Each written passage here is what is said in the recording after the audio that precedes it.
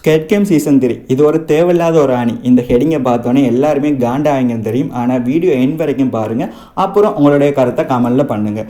இந்த squid game season 2 and season 3 இது ரெண்டுக்குமே பொதுவாக ஒரே ஒரு பிளாட் தான் இருக்குது. அதாவது நம்மளுடைய பிளேயர் 456, அதாவது நம்மளுடைய பிளேயர் வின் பண்ணதுக்கு அப்புறம் அவருக்கு ஒரு மிகப்பெரிய ஒரு கில்ட்டி ஒன்று இருக்கும். ஸோ இதாலேயே வந்து இந்த கேம் நடத்துகிறவர் எப்படியாச்சும் கண்டுபிடிச்சி இந்த கேமை எப்படியாச்சும் ஸ்டாப் பண்ணணும். இதுதான் நம்மளுடைய ஹீரோயினுடைய நோக்கமாக இருந்துச்சு. பட் சீரீஸில் வந்து ஹீரோ வந்து கேமை வந்து நடத்தாமல் செஞ்சாரான்னு பார்த்தா இல்லவே இல்லை. எனிஹவ் ஹீரோவை வந்து கேமுக்குள்ளே எகெயின் போகிற மாதிரி தான் ஆணுச்சு. பட் சீசன் 2விலையாச்சும் வந்து கேமை வந்து ஸ்டாப் பண்ணுறதுக்கு வந்து ஸ்டாப் பண்ணணுமென்ற பட்டனை ப்ரெஸ் பண்ணார். பட் இதில் வந்து அவர் எதுலேயுமே ப்ரெஸ்ஸும் பண்ணல, ஒன்றுமே பண்ணலை. அதாவது இவர் ஒரு டிப்ரெஷனுக்குள்ளேயே இருந்த மாதிரியே காட்டியிருப்பாங்க சீசன் 3. சீசன் 2விலையாச்சும் ஏதாச்சும் ஒரு ட்ரை பண்ணியிருப்பார். அதே மாதிரி வந்து நிறைய பிளேஸுக்கு அட்வைஸ் எல்லாம் சொல்லியிருப்பார். பட் இதில் வந்து எதுவுமே செஞ்சுருக்க மாட்டேன். இன்க்ளூடிங் ஹீரோ வந்து கில் பண்ணுற மாதிரியே காட்டியிருப்பாங்க சில சீனில். ஸோ ஹீரோயினுடைய மிக முக்கியமான மோட்டோவே இதிலிருந்து இல்லாமல் போகுது. யாரையுமே சாக விடக்கூடாது என்கின்ற இன்னொரு நோக்கத்துலேயும் இருப்பார். பட் சீசன் 2வில் வந்து அதுக்கு பல டிப்ஸ் கொடுப்பார். கேமை எப்படி இப்படிலாம் விளையாடலாம்னு சொல்லி பல டிப்ஸ் கொடுப்பார். பட் இதில் அவர் என்ன செஞ்சுருப்பாருன்னு சொன்னால், இன்க்ளூடிங் அவரோட சேர்த்து 456 பிளேயர்ஸுமே இறந்திருப்பாங்க. அதாவது அந்த பிறந்திருந்த குழந்தையை தவிர மிச்சம் எல்லாருமே இறந்திருப்பாங்க. ஸோ இப்படி தான் இந்த சீசன் 3 முடிச்சிருப்பாங்க. அதே மாதிரி ஹீரோ கூட எத்தனையோ கொலைகளை பண்ணுவார், சர்வசாதாரணமாகவே கொண்டிருப்பார். அதே மாதிரி இந்த சீசனில் இருந்த ஒரே ஒரு உருப்படியான விஷயம், அதாவது சீசன் 3 எண்டிங்கில் இருந்த ஒரே ஒரு உருப்படியான விஷயம் என்னென்னா, அவர் வந்து நம்மளுடைய ஃப்ரெண்ட் மேனுக்கு வந்து நாங்கள்லாம் ஹோசஸ் இல்லை, நாங்கள் எல்லாமே ஹியூமன்ஸ்ன்ற மாதிரி ஒரு டயலாக் போட்டிருப்பார். அவர் ரொம்பவே எமோஷனலாக இருந்துச்சு. எனக்கும் கூட ரொம்ப எமோஷனலாக இருந்துச்சு. பட் அவருடைய டெத் காரணமாக என்ன நடந்திருக்குன்னு பார்த்தா, ஜஸ்ட் ஃப்ரண்ட் மேனுடைய கேரக்டரில் வந்து ஒரு சின்ன டெவலப்மெண்ட் வந்திருக்கு. அதாவது வந்து எண்டில் வந்து ஃப்ரண்ட் மேன் வந்து கொஞ்சம் நல்ல ஒரு மாதிரி மாறுற மாதிரி காட்டியிருப்பாங்க. அதாவது அந்த பிறந்த குழந்தைய வந்து தன்னோட தம்பிக்கு கொடுத்துருப்பாரு. அதே மாதிரி அந்த மணியை வந்து தம்பிகிட்ட கொடுத்துருப்பாரு. அதே மாதிரி வந்து நம்மளுடைய ஹீரோயினுடைய மகளுக்கு வந்து ஹீரோ சம்பாதிச்ச மொத்த சொத்தையுமே திருப்பி கொடுத்துருப்பாரு.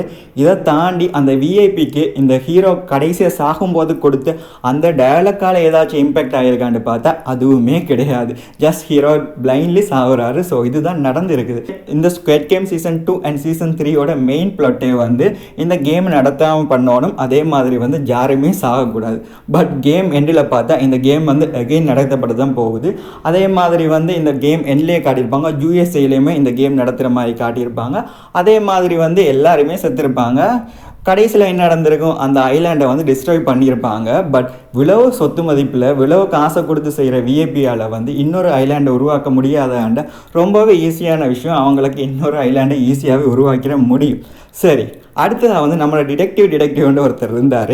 அவர் என்ன இம்பேக்ட் பண்ணியிருக்காருன்னு பார்த்தா அதுவுமே ஒன்றுமே இல்லை. சீசன் 1லையாச்சும் பரவாயில்ல, அவர் வந்து அந்த ஐலாண்டை கண்டுபிடிச்சிருப்பார், அவங்களோட அண்ணாவுமே கண்டுபிடிச்சிருப்பார். ஆனால் சீசன் 2 அண்ட் சீசன் 3ல் வந்து டோரா மாதிரி சுற்றிட்டே இருப்பார். நம்மளும் இவரால் ஏதாச்சும் ஒரு இம்பேக்ட் வரும்னு பார்த்தா கடைசி வரைக்குமே வரல. டிடெக்டிவால் ஒன்றுமே கண்டுபிடிக்க முடியலைன்னு தான் சொல்லணும். நம்மளுடைய இந்த மனுஷன் மட்டும் கண்டுபிடிக்காமல் இருந்திருந்தால் சீசன் எண்டில் கூட கண்டுபிடிச்சிருக்கவே மாட்டார். ஸோ சீசன் எண்டில் தான் இவர் கண்டுபிடிச்சிருப்பார்.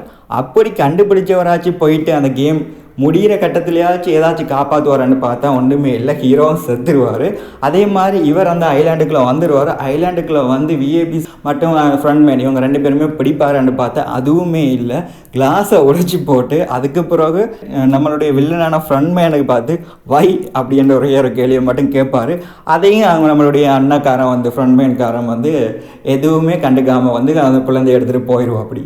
ஸோ இதால் வந்து இந்த சீசன் 3ல் வந்து அண்ட் சீசன் 2 ரெண்டுலேயுமே வந்து இந்த டிடெக்டிவோட இம்பேக்ட் என்னமா இருக்குன்னு பார்த்தா ஒன்றுமே இல்லை. ஸோ என்டையர்லி இந்த சீசன் 2 அண்ட் சீசன் 3யோட மெயின் பிளாட்டே வந்து இந்த கேமை ஸ்டாப் பண்ணுறது, இந்த கேமை நடத்தாமல் பண்ணணும். அதே மாதிரி வந்து இந்த கேமில் வந்து யாரையுமே சாக விடாமல் பண்ணணும்.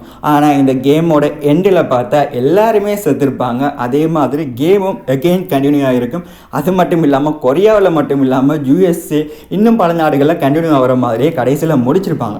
ஸோ இந்த squid game season 2 and season 3 இந்த ரெண்டுலேயுமே வந்து ஜஸ்ட் ஒரே ஒரு நோக்கத்துக்காக தான் இந்த சீசன் எடுக்கப்பட்டிருக்கு. அதாவது வந்து அவங்களுக்கு மணி வேணும், அதாவது இந்த சீரிஸ் நடத்துகிறவங்களுக்கு காசு வேணும். ஸோ அதுக்காக வந்து இதை வந்து ஒரு எக்ஸ்ட்ராவாக ஒரு ஃபில்லர் மாதிரி கொடுத்துருக்காங்க. ஜஸ்ட் ஃபார் ஒரு ஃபில்லர் தான். இதில் வந்து ஹீரோ இல்லாமல் வேறு யாரும் வந்திருந்தாலுமே வந்து ஸ்டோரி கொஞ்சம் டிஃப்ரெண்ட்டாக இருக்குமே தவிர தவிர வந்து ஸ்டோரியில் வேறு எந்த சேஞ்சுமே வந்திருக்காது. ஸோ இதுதான் என்னுடைய ஒப்பீனியன். ஸோ இதை பற்றின உங்களுடைய ஒப்பீனியன் கீழே கமெண்ட் பண்ணுங்கள். மேலும் ஒரு சுவாரஸ்யமான வீடியோவில் உங்களை சந்திக்கிறேன். நன்றி, வணக்கம்.